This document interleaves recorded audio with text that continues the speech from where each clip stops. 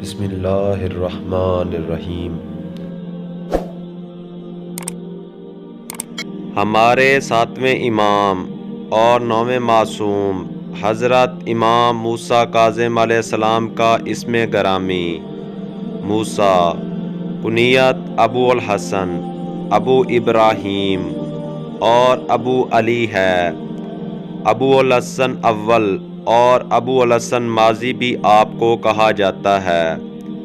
آپ علیہ السلام کے مشہور القابات میں کاظم، عبد سہلے اور باب الحوائج ہیں۔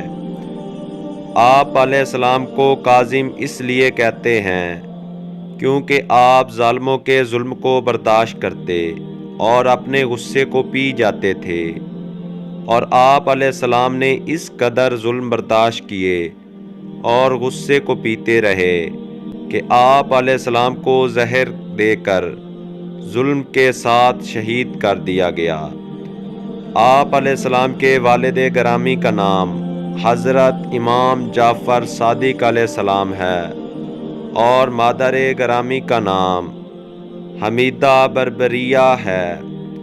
اس مخدومہ کے بارے میں حضرت امام جعفر صادق علیہ السلام فرماتے ہیں کہ حمیدہ خالص سونے کی مانند ہر آلودگی سے پاک ہے۔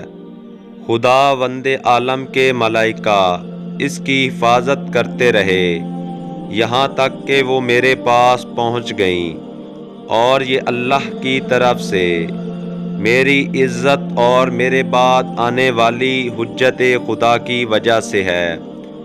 حضرت امام موسیٰ کاظم علیہ السلام کی ولادت با سعادت 7 صفر المظفر 128 ہجری میں ابوا کے مقام پر ہوئی۔